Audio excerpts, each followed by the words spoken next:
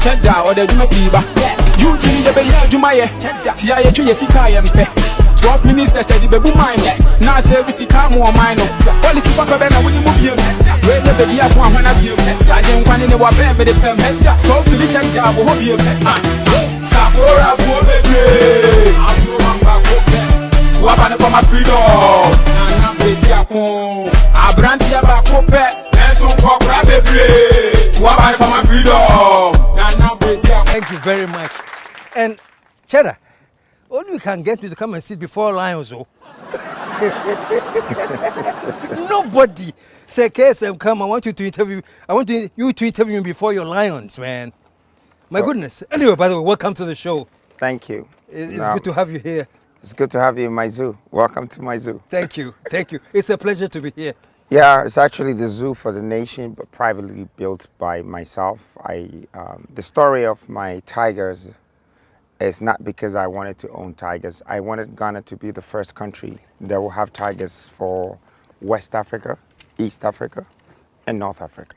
You're keeping them as pets, are you? Not as pets, but I feel like this is the beginning of us creating some of the biggest safaris, and maybe making it like a park, an eco park, you know, where we can build hotels, water bodies, and have some water parks as well. Everything about me is about investment and development. So this is my investment. Yeah, we're going to be talking about that. But I think in a couple of days, we are away from a very, what I call, consequential election in this country. And for the first time, we have a young man as part of the race, you know? And let me ask you this quickly. You know, there's been a lot of talk, oh, Pennyfona Dawson, we are tired of the old people. We need young blood, we need young blood, we need young people. And then you emerged. Did you hear that conversation and you decided, well, maybe I should try this time? Or this is something you had planned already and it's just a coincidence? No, actually, I'm not the type that follow or copy things and just use that to build my career or to have a purpose in life. I just look at the environment, I look at situations, I look at crisis, I look at problems and see how I can be of help. What solutions do I have for problems? Because that's how I've built my wealth. That's how I've built my image, my character, just by understanding that I came to meet problems and I cannot run away from it as long as I'm alive. Yeah. You know, so my inspiration came from there. Okay, so what particularly triggered you to say, I'm going to throw my hat in, I'm going to run for president? That's not an easy thing to do. Well, of course, you have the finances to do it, but outside of that, what was it? What was that one inciting incident that triggered you to do this? Well, there were a couple of things. One of them was a dream. The other one was my instincts conflicting with my courage, making me take a decision, which is something that I always do. You know, decisions shape your life 5 years from now, or it can either destroy you or make you. But a choice is a dream. People have choices, and they never will be able to afford for their choice until they take a decision. And out of that decision, the choices will come out. So I don't probably want to sit here telling you everything about my dreams and what happened and everything, but when I sort of summarize everything that has happened in the past 18 months of my life, I think it's a calling. It's a calling? Yeah. From? Well, it's a calling as in my purpose of being here. You know, we all have a moment that we're called to do something we like. I'm sure you were called at some point to be a presenter. Or I was called to interview you. And also, you understand that this is what you stand for. I mean, people cannot easily take KSM from you because it's established within your knowledge, within your own sort of contribution to the society. And you're not doing it just because they have to pay you, although the money counts. But you're doing it because you also think that this is the way that you impact people. It's a purpose. Exactly. So that's what a calling, I feel like a calling is. And I'm saying this on TV because some people might hear the word calling and then they'll be waiting for God to call them on the mobile phone or something to happen. But Yeah. it's just signs, you know. Yeah, I had a dream, and after the dream, I had a number called 7. And then, you know, after that, I woke up and told my wife I was going to do this. I'm going to form a political party, and then I'm going to become a president. And then after being the president, I'm going to move forward, and then I'll become a leader for Africa. And my wife looked at me like, okay, okay. So for a minute, I asked myself, well, does she think I'm crazy? And she did confess later that she thought that it was that fresh craziness from dream, that she thought that maybe after a day or two it would go. You wake up from the dream and say, oh, honey, it was just a dream. Yeah, but then after 7 days, she accepted. She okay. realized that no one was going to stop me. You know, Okay. So let me ask this. Are you, because you have filled the gap, there's no question about that. And many of the youth are saying, this is what we're waiting for. You have no idea how they've been hounding me on my page to bring Cheddar. So today, Cheddar is here. Yeah, anyway. and it's for free, by the way. I didn't charge him. I wanted to charge him. Oh, no. I mean, we can only pay for facilitation. But I think what you're doing for Ghana is great. Thank you. So I'm thinking, right now you have said you had this dream, and you know you're going to be president, and after becoming president, then you're moving on to the next step. This is the question I want to ask you. Have you just introduced yourself to the electorate, say, Chele, Cheddar, I'm around, oh. So this is my introduction. But this time I don't feel that I'm going all the way to be president. But Messeaba. Or is this it? Are you coming? Look, I don't measure myself this way. I think maybe that's why I'm a little bit different from people. When you find me in fire, and the fire is burning, as long as I'm surviving, whatever that is making me survive in that heat, I will expand it. I would take over, you know. And so when I come to industries, I don't come to just announce myself and go and hide again. I am here to invade the industry. I am here to change the narrative of politics. I'm here to establish a legacy that would make a generational leaders be breeded again. So I'm breeding a new society in governance, you know, and it takes branding, commercial, national branding, which politicians will call it campaign, you know, for people to understand your message, you know. And I think I came with the message, but everybody wanted to find out who the messenger was because I was wearing a mask, you know, and I was telling them that the next generational leaders are coming. Yeah. So it's not like it's planned. Yeah, and the mask thing was quite an exciting entry into the whole race, and we'll come to that. But before that, I just want to find out from you, you said that the, you know, campaigning and everything is part of building the brand, that here, I'm here to change the narrative. I think to an extent that we are going to an election and we have a 44-years-old person, that alone has changed the narrative. I'm saying, is that the narrative you're looking for, that you ran when you were 44? No. Or the narrative is that you were sworn in after you just emerged and did what you had to do, and all of a sudden you were sworn in as president? What's the narrative? I think there is more borderlines and layers in narrating stuff. Now, political principles or narratives in Africa, it's somehow embedded in our culture system where, you know, it's become more original and maybe, lack of a better word, maybe I should use, if not regional, I should use tribal. You know, our politics is falling within those things and the party itself. So people only stand for, oh, okay, you have to be an Ashanti or Northerner to be in politics, you know, and you when you're going to look for a job, you have to belong to a particular party before you are accepted. So this is the increments around the narrative of politics. You know, it's not like the Western world. I feel like we should commercialize it a bit. We should change the principles so it suits the new sort of society that it's coming, the new faces. And that's what I'm doing. I'm standing for my generational change. It's the youth. They need that change. They want to have a voice. They want to be a part of democracy. They want to understand democracy. They want to be a part of democracy. They just don't want a party. Okay. Is it that they have not always understood that even now they are a part of the democracy? Maybe they don't feel a part of it, but they are. So is it that they don't understand that they are a part of the democracy and that your entry will teach them that you are a part? Well, KSM, I'll tell you this.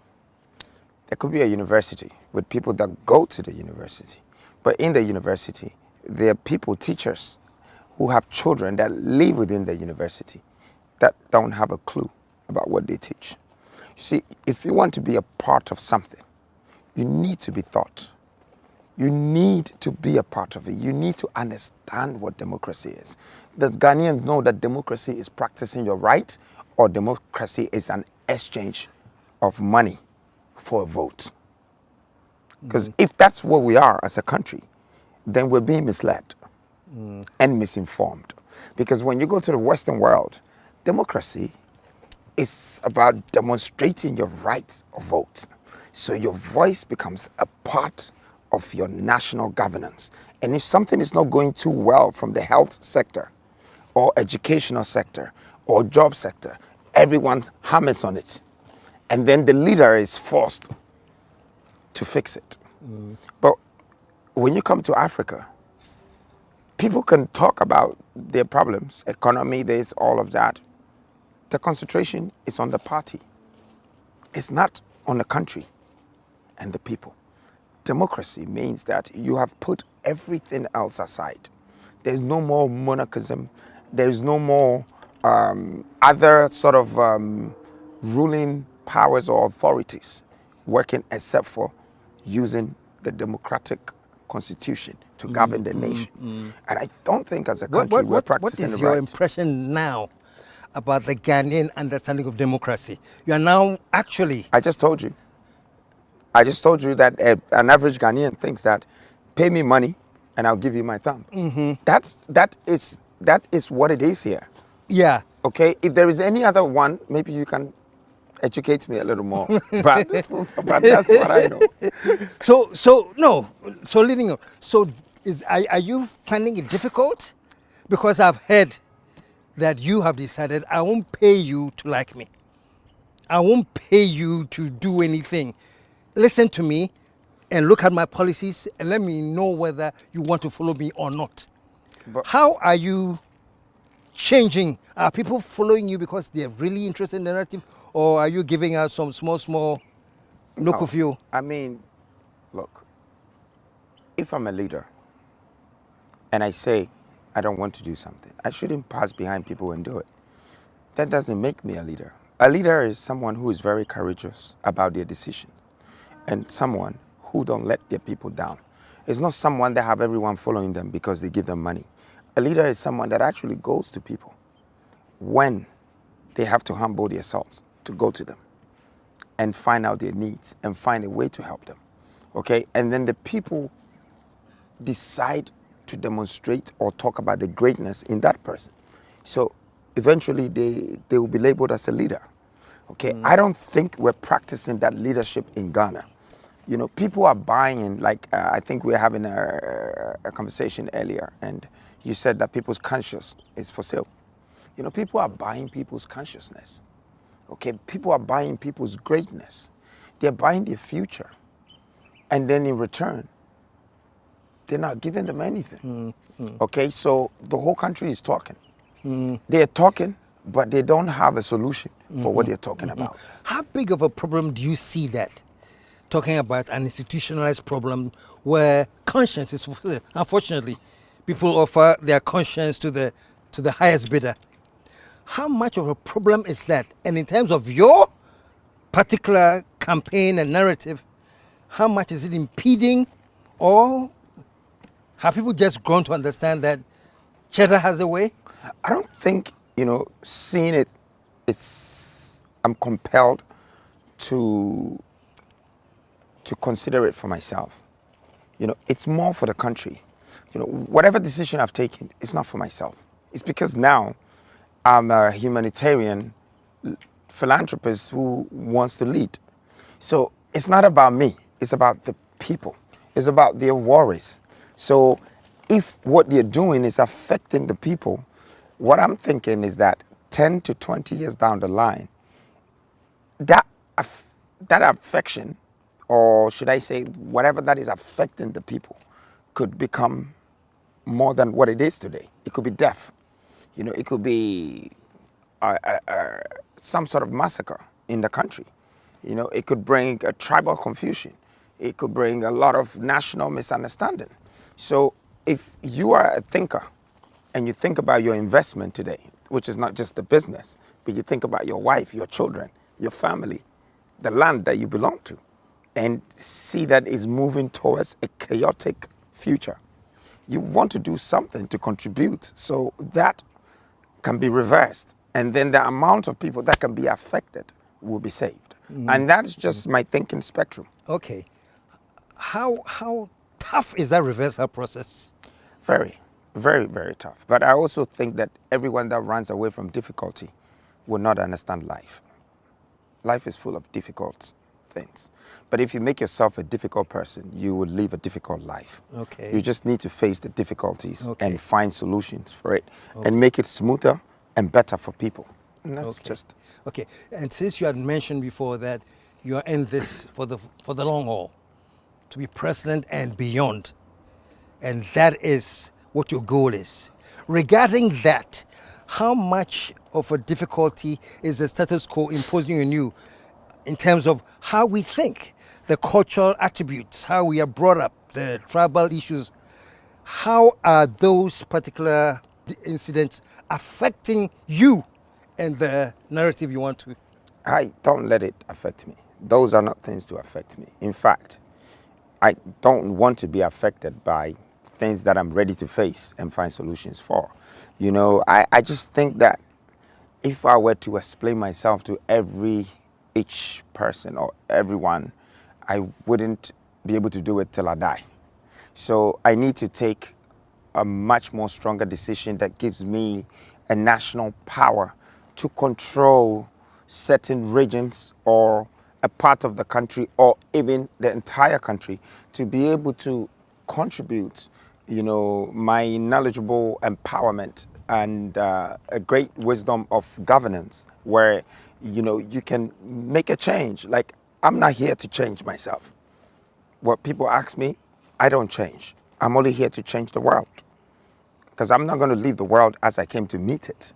The only way I'll be remembered is if I impact society and change the world. So the things that I change in this world is what I'll be remembered by. And that's what is going to make my absence get felt. And so I am one of those thinkers. Okay. Let take me back a little bit, you know.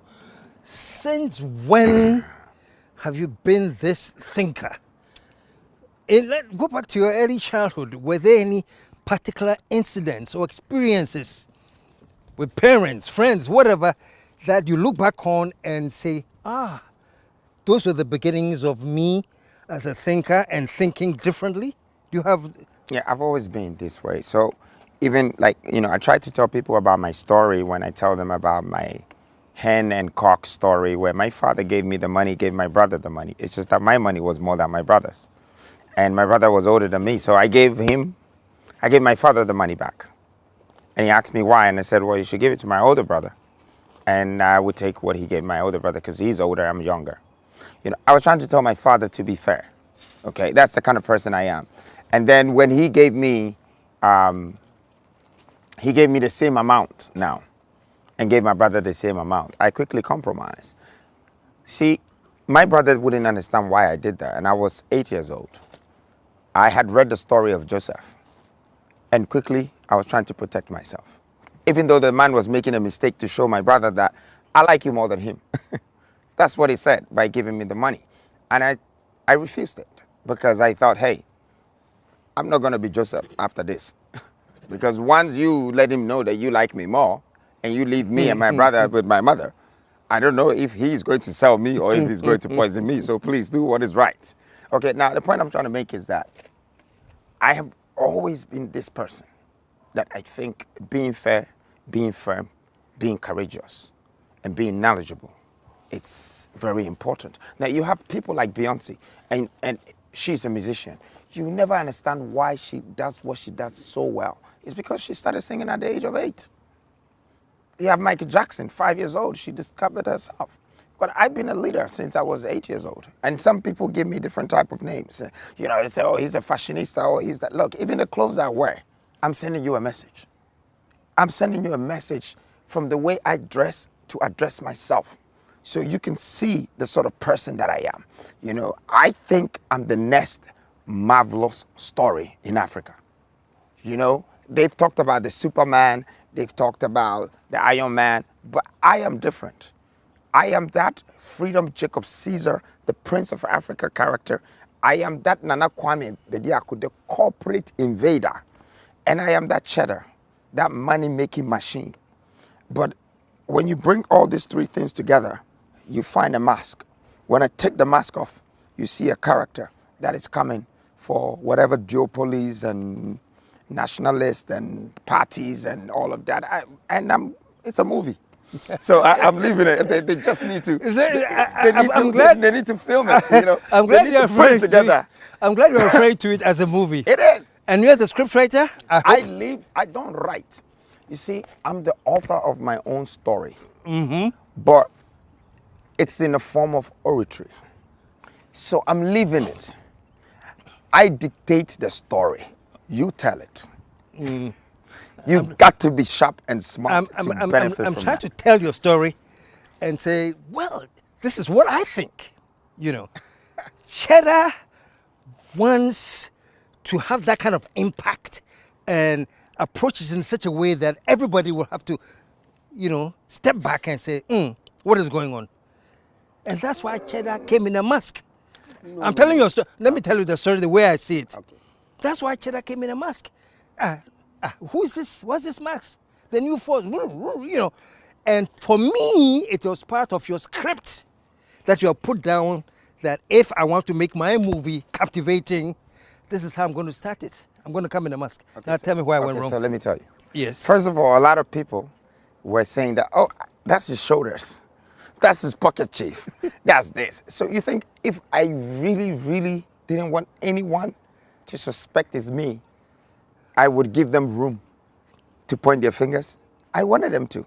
I wanted them to know that, look, even though you can tell it's him, the doubt has given you such a strong suspicion that you're still kept in a suspense. Well, I guess you're right, because there were people that were saying, oh, it's Cheddar. You know, people were saying it, you know. But is that part of the script? It is. It is, because you need to understand that the Batman has come from afar.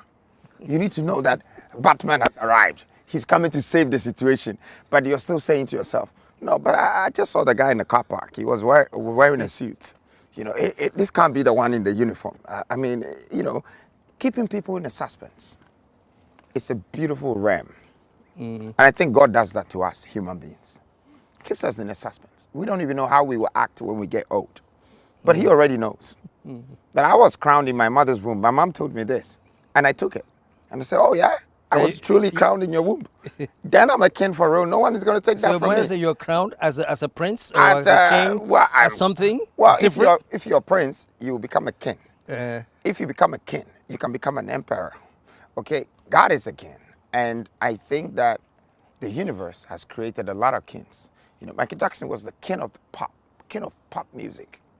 Okay, you can be a king in every industry.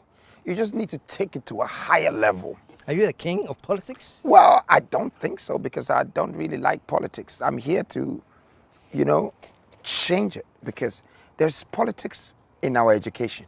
There's politics at work. There's politics in your studio. There's politics in the church. Politics simply means policing your tics.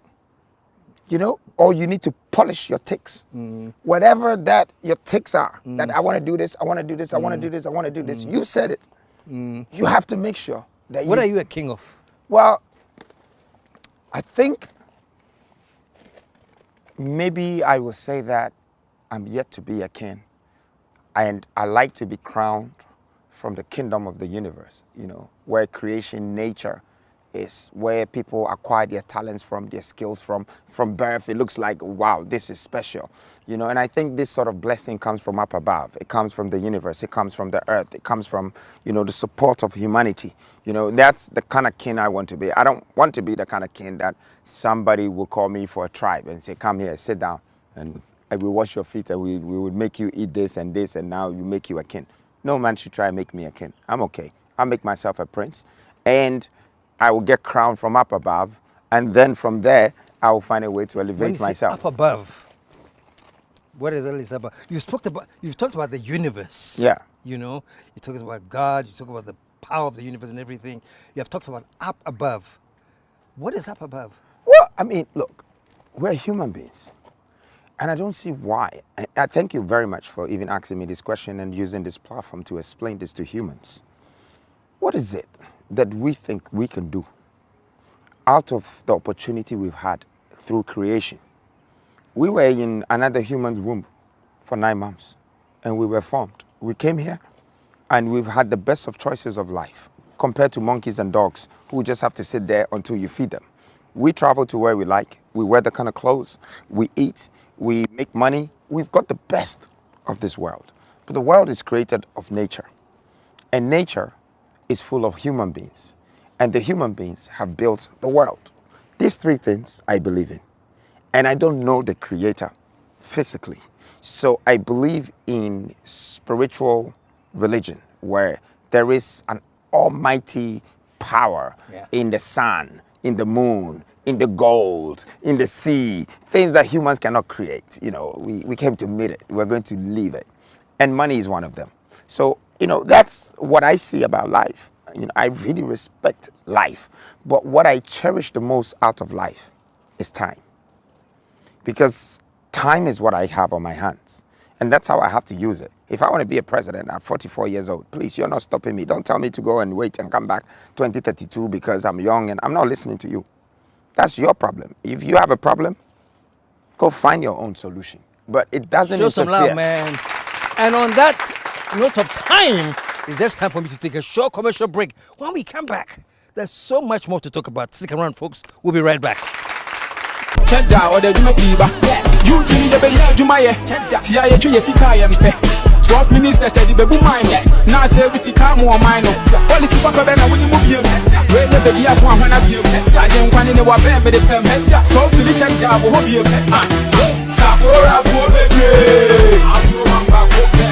Wabana for my freedom. I'm baby at home. I brand here back up. And some cockra baby. Wabana for my freedom. I'm baby at home. Show some love, man. And Cheddar, thank you very much. Just before the commercial break, we were talking about time and your value, the value that you place on time. Okay.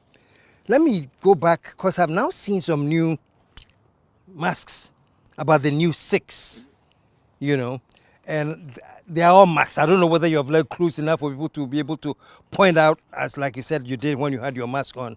But I've seen that. Are you timing at a certain point for us to know who those new 6 are? Is that all part of that timing thing you're talking about? So talking about timing, I think, this world is measured by numbers, okay? We live daily, and everybody works around time. You wake up 8 o'clock. If you have a job, it's 8 to 6. You're back home. You sleep for 6 hours. You wake up, you do the same thing again, right? So time is an essential factor in life. And talking about the new 6, I like to share this code with the entire nation. The new 6 is basically telling you, the actual number that inspired me to get on this journey, which is 7. And that's the dream I had. It was 1, 2, 3, 4, 5, 6, 7. And it was a dream. And it was like a chess or a game. And I was trying to get to 1, 2, 3. And then when I got to 3, it became harder, but I started to get blurry. I couldn't see properly. Then I got to the fourth one. Then now I was trying to get to fifth one. Then I went blind in the dream. My sight shut off. And I said, no, I will use my mind to see how it looked like to try and get to 5, 6, 7. So I was using my brains in the dream, trying to play with it. And then I got to the fifth one. Then I managed to get to the sixth one. Then all of a sudden, an eye opened in my brain. When you go to the Sixth one, yes. an eye opened your brain. In my brain, so I was still blind. What did you see when the eye opened? Now I was like, I could see the game, but not through my eyesight. It was like something from my brain, because I was using my brain to do it. Then all of a sudden, there's an eye open in the brain, and then it was. So now I got to the seventh one, and it was very edgy, crazy, but I was so determined to do it. So as soon as I got to 7, I got my sight back. My eyes opened again. And when my eyes opened, there was this huge wooden door, tall and big. Then it started opening like this itself. So I said, wow, the 7 is opening the door. So I decided to walk to go and see what is in the door. When I got there, it was like clouds, just clouds, such a huge place. And then I looked and something said, wow. So the clouds is like you're in a plane and you can see clouds. And so something said, hey, if you enter, then you fall. And then something said to me in the dream, well, if you're going to fall where you're standing also, you can fall. So I just stepped in, and then the dream went away. My eyes opened. It was 7 o'clock in the morning on the 7th of April. And that was the day I decided to start my movement to become a leader. So I think you forced me to tell you the dream, and this is new force, so it's fine. It's So new. the 6 represent? The 6 is 7. The 6 is 7. Yeah, it's a message. They didn't see it. There's 6 people behind the man. Number 7. And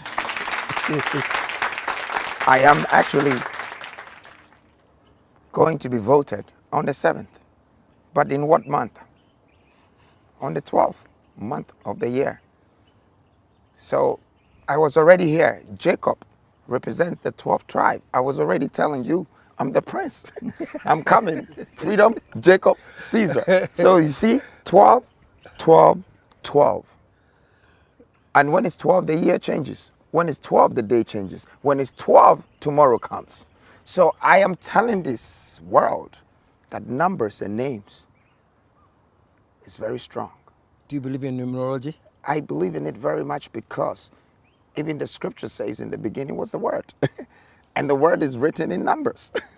And the word is measured by numbers. So the only way I can send my message to the people is by introducing quantitative verbalism. You need to quantify the words and the numbers, and before you can understand what is in the cheddar head, because most people think cheddar is cheese, but cheese is cheddar. You need to figure it out. Yeah, I'm listening to you, and I'm like, man, you know, either you're so deep and so sharp, or just messed up. You know, I mean, It could be one of the two. But you know, I always believe that, and this came from Steve Jobs. He said that the craziest people in this world that think they can change the world are likely the people that change the world. Because, you know, intelligence portrays the definition of insanity.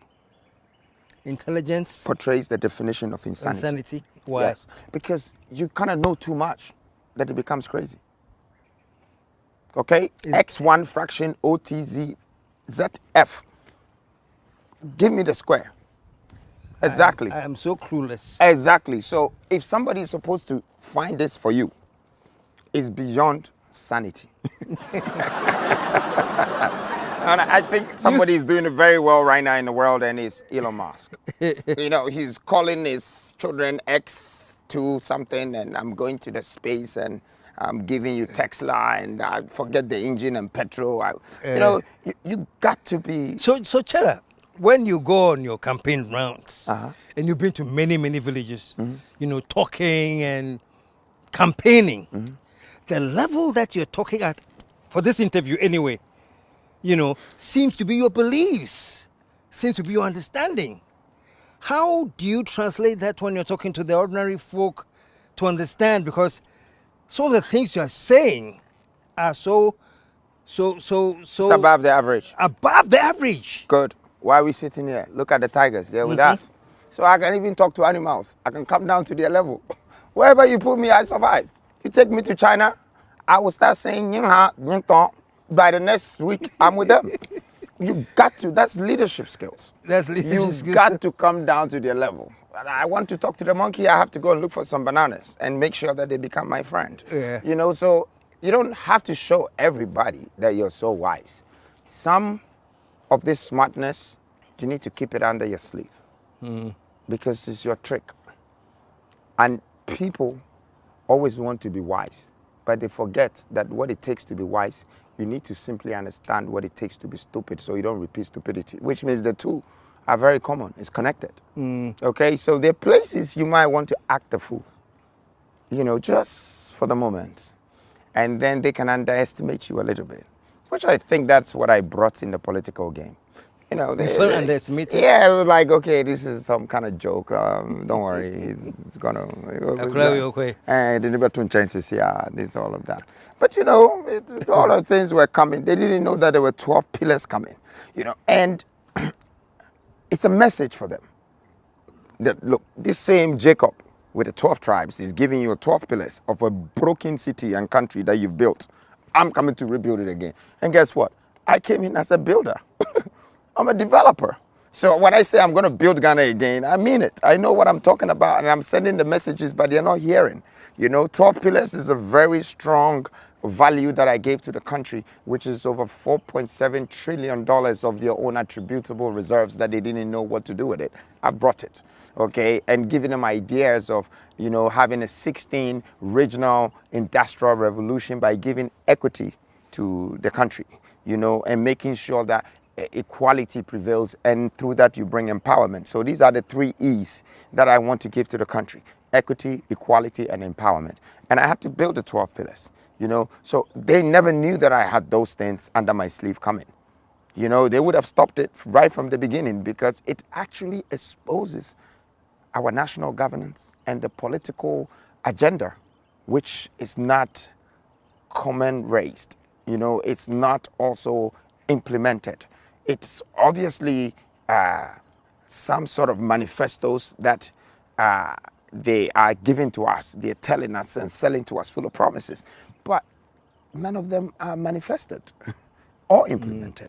So I brought a simple thing that is not 120 pages or 500 pages of manifesto writings edited from someone else's country. This is built from home, and this is where I show my intel in a very nice way, but you don't expect the kind of kid that is wearing maybe a Dolce & Gabbana mixed with African clothes and screaming African prints and, doing some Instagram stuff that, you probably think this kid is not serious. But why did you underestimate me? Why did you think I'm not serious when I am creating wealth in your face, creating jobs and doing things that you haven't been able to do as a politician? I think you have basically teaching people how they can create wealth. You are opening people's eyes to see that there is a lot of wealth in the land, and telling them, this is the wealth that we sit on that we must benefit from, And it sounds like very simple, but some of the things you've talked about, as simple as they sound, sometimes the implementation, 16 regional industrialization revolution. I'm thinking, for me, I know what industrialization is. So I'll appreciate any leader who's coming and says, I am aiming at industrialization. Oh, it's too I late. understand it's it. Too late now. They had 32 years to do it. They never said it. So now that I have initiated it, I think. Yeah. Well, my question is this. You've thrown it out there, and it's fantastic. And I'm saying, is it something to excite people or for real? Because if you're talking about industrialization, 16 regions, You know, I just look at the example of maybe just Singapore that took 30 to 40 years to industrialize. How much time are you looking at industrializing 16 regions? Is it something that you're going to start off and leave leadership to take over, or what is your own estimation of the time you're placing on reaching that I think pinnacle? I think it's something that I'm going to start off and then let people do. Now, let's just look at creation as how it's described. Do you think if God single-handedly created all of us, we will be this many? You know, you do something that it's an invention that people have to replicate, that there is a blueprint and then there is a template, and it becomes part of life, part of a purpose, and part of the reasons why we live. We have to live for something. Ghana needs to live for something. They just haven't found that something that creates wealth for them, that builds infrastructures for them, that makes them be able to afford for their health care when they need one, to pay for their education when they need one, to pay for their accommodation when they need one. The three most pending problems in Ghana. And then the one most demanded needs in Ghana is jobs. So whatever infrastructure or foundation one is able to build now, they don't have to do it for 20 years to fix it for everybody. You know, everyone starts to go through that pipeline and that loophole. You just need to create it. But I think our leaders haven't. You know, they have been very much concentrating on their parties and which of the parties are going to win. You know, standing or sitting here and having this conversation with you, when I look at the campaign and I look at the opponents and study what they're doing, it's like they're fighting each other. You know, and I ask myself, is this about fighting each other or is it about fighting for the people? So that makes me feel like, okay, these guys are confused. They're definitely confused about what they call politics. I don't understand that sort of politics. I think it's about the nation. I think it's about the country. So if you want to do something to add value to humanity, then you have to go ahead and truly do it. But you can't do it just in Accra if you were chosen as a leader of this country.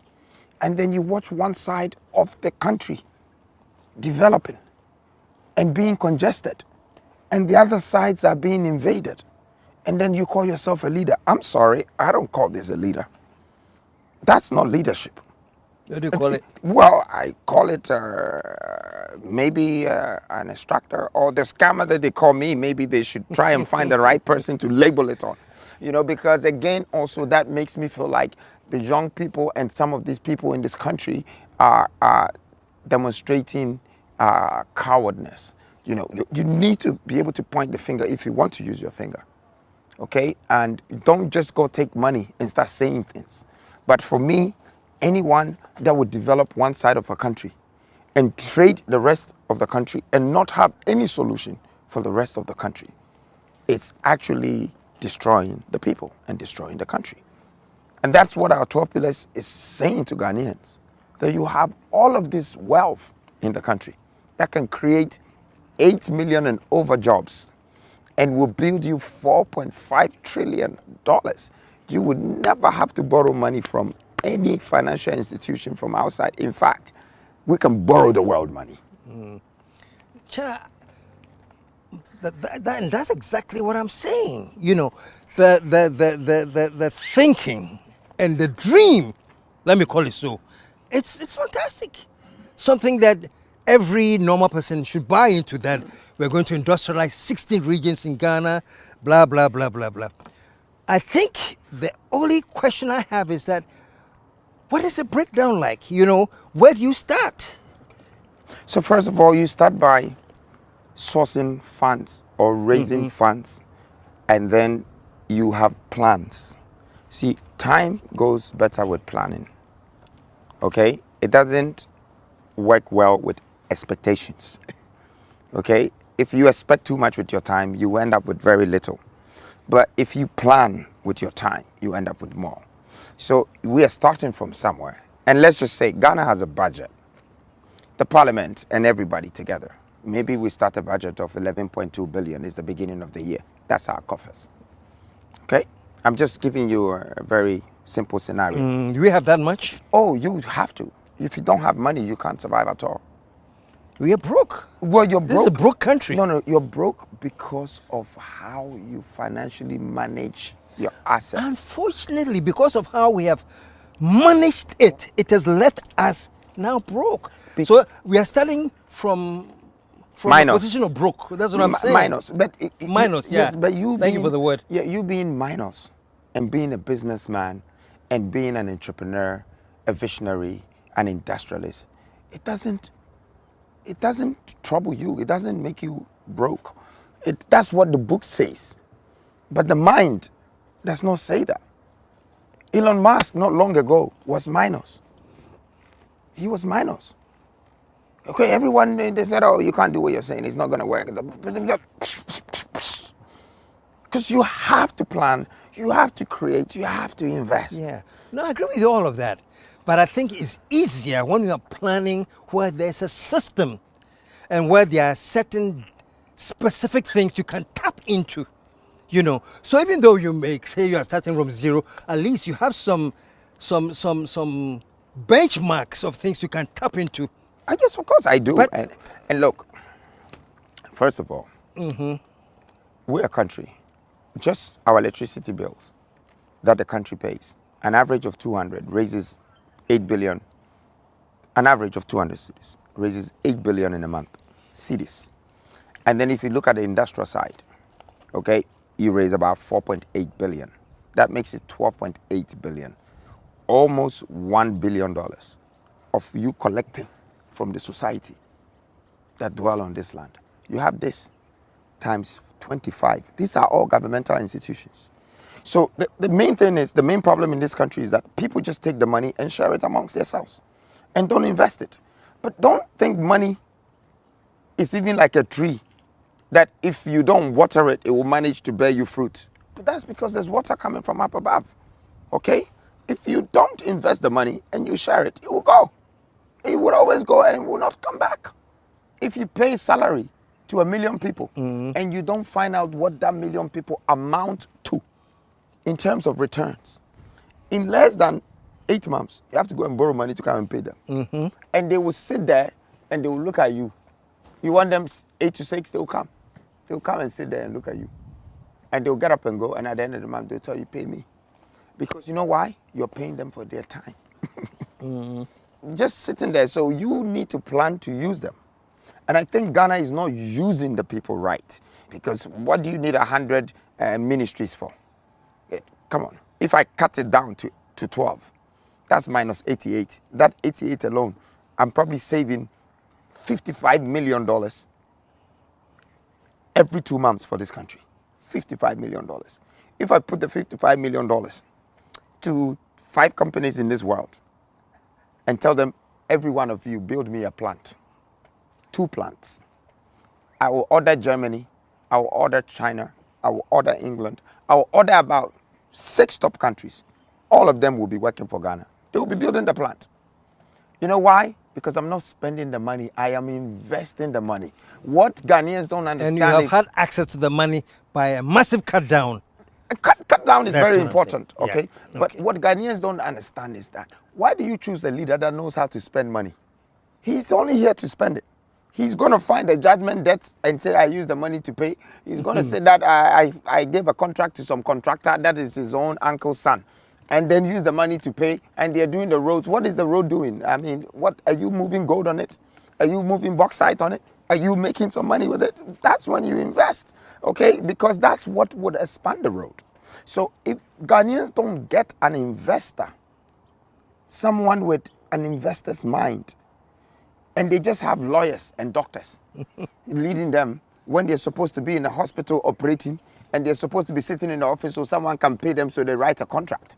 And they tell them to build a country. Please, they're not going to be able to do it. It is time that we accept as a nation that we need a leader that is business-minded, that is social friendly, that understand people's needs, and understand how to invest and develop. If you don't do that, I'm telling you, you might be a voter, but you're not making the best use of your time.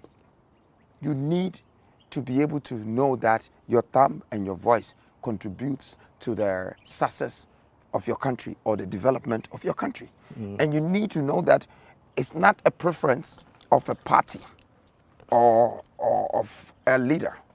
It's the choice of what sort of demands and needs that a country wants, and you being able to provide that. I strongly think that these things were lacking in the country.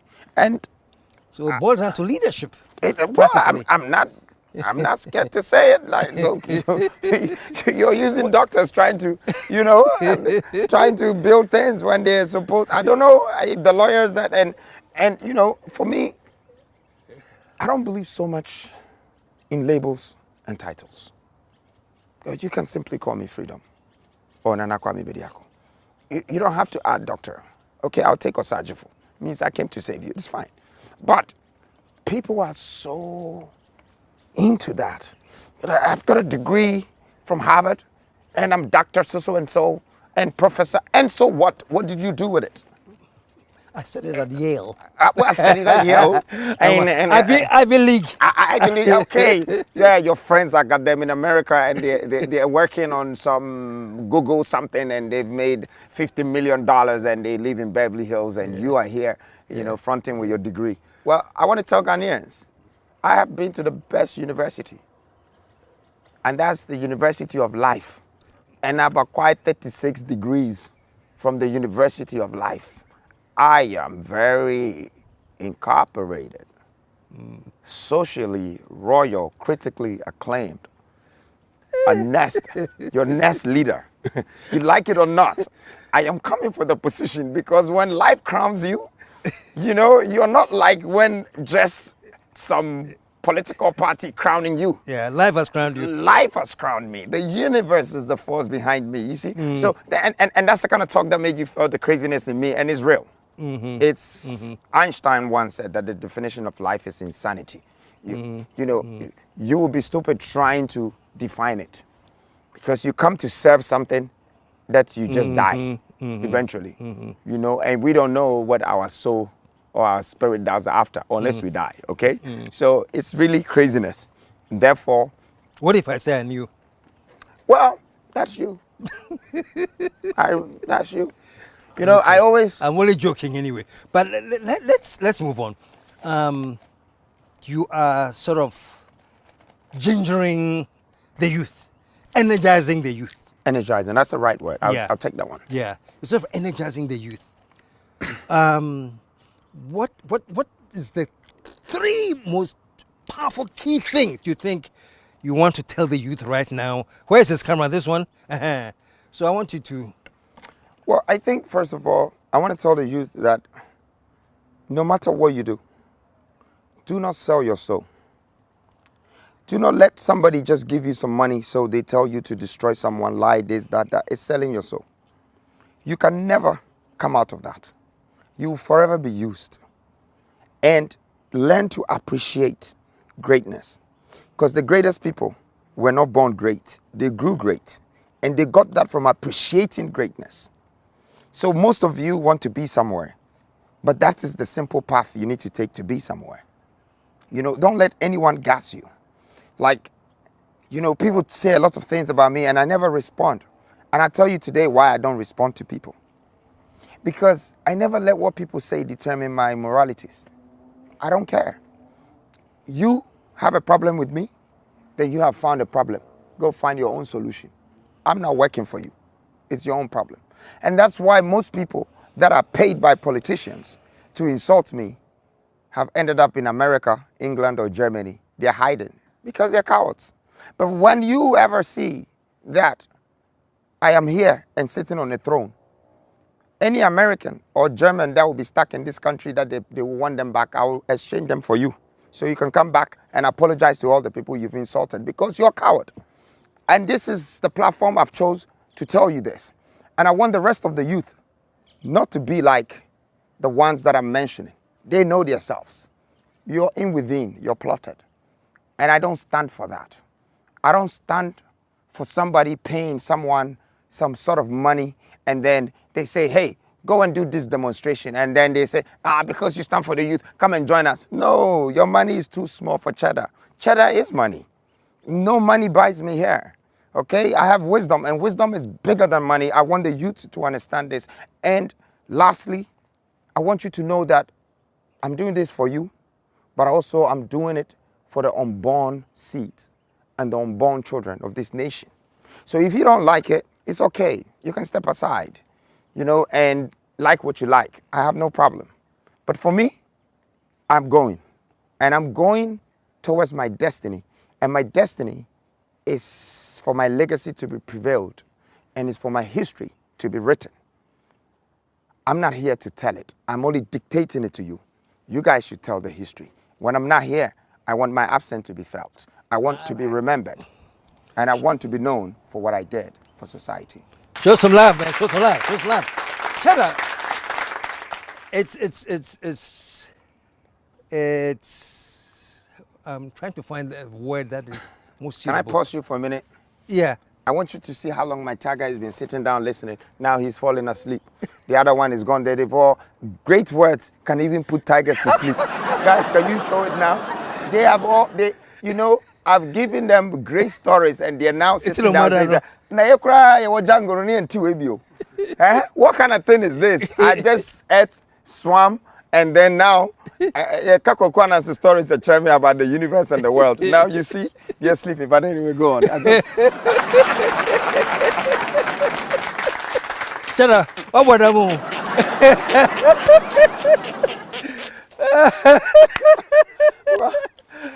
See, if I was your son, at least on a very bad day, I'll make you laugh. Oh, yeah. I will relieve you from that problem of the day. Like you go and someone mess you up, a bad interview, and you came home, then I'll just make you laugh. That's it. That's it. So, Cheddar, we are wrapping up, and it's good sitting down with you one-on-one, listening to you, What I'm walking away with is this. I don't know about you becoming president by next week, Monday, though. You seem to believe that can be done? Oh, I never thought I would be so successful. I'm not the kind of person, like I said, I don't exchange time for expectations, I don't expect things. I just work towards things. And so whatever comes is part of the two best things I believe in terms of dealing with human beings. If I don't surprise you, I confuse you. If I can't confuse you, I just surprise you. So it's one of the two. And so I think I will leave everybody that in a suspense. That's surprised or confused. Yeah, just. One message that if I don't deliver, I probably can't go to my sister anymore. I have a sister living in Dansuma, and I'm sure she's watching and listening very carefully. She will be 80 in January. And it says I should give her a message. Say, Ope wasempa. I love people in general. Like, there's this side of me, right, KSM? Like, I think Ghanaians don't know this about me. I love every single Ghanaian. In fact, I love every single black skin race and go further to even other skins. Depending how they meet me, how they embrace me, how they appreciate me. Because I think I was born a humanitarian philanthropist, and it's just my path that I'm on. So the president is not such a big thing for me, but the purpose of being a humanitarian philanthropist and be able to create more of philanthropical foundations that will sustain humanity makes me feel like I'm doing what I'm here to do, and it starts with love. It starts with just respecting people and loving them. It's just people just decide to say whatever, even if they've never met you or know you. Sometimes they become jealous because of who you are. I don't believe in who you are. I believe in who you're becoming, because I never know how you end up, okay? And so loving people has been a part of my entire mission. And I want to say today to Ghanaians that I will never ask their permission to love them. I'm doing what I'm doing because truly I love them. I love my country and I love my people. Okay, so I'm not going to ask them permission. And I will also will not need their consent to make this country a better place. A lot of people, I hear some comments and people say, well, we have to vote you or we have to do this. Or I'm just saying that for me to be doing what I'm doing, I won't come to ask them for their consent first before I do it. I will do it, work hard, put in my all, and the returns, whatever comes, is for us. It's not just for me, it's for us because we Put need your hands together, man. Chada, thank you so much for this conversation right in front of your lions who have been charmed. Tigers. When I finish, they will wake up. When you finish, they wake up, man. He's up. He's listening, but you see that he's closed his eyes again. But they're good. Dodo, it's been a pleasure hanging out with you, and I've listened to you, and I've sort of grown to know you a bit better, you know, and let's see what happens. Sure. Can I ask you a question? Yeah, please do. I mean, you've been doing this for almost a little bit over 2 decades. And I think the media world is a place where, you know, people have ears and eyes too. You know, what do you want for Ghana? What do you want for Ghana? Because, you know, I speak to people and they're very dominated by something, some kind of organization or institution, you know, but they pretend that they're not. And I'm asking this question because from the way you answer it, I will know.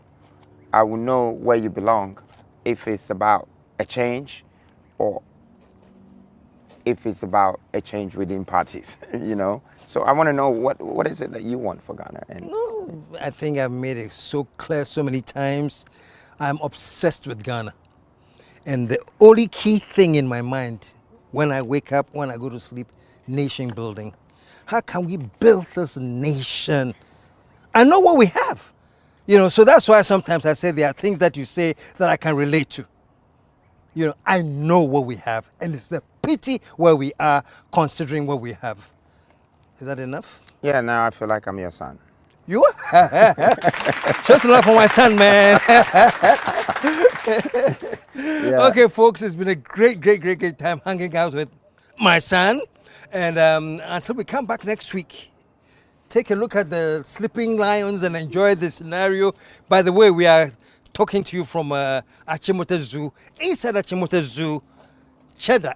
Achimota Forest. Hey, sorry. Inside Achimota Forest, Cheddar has a zoo here. So come check it out. So in the meantime, in between time, until we all get together again, and until December 7th, that number 7th day, KSM signing off. 7/12. 7/12. 12. 7/12. KSM signing Number off. 12 on the ballot. Number Yes. 12 with the pillars. Okay. Number 12 with the ministers. And the 7 people which represent the new 6. So 7/12. Get it?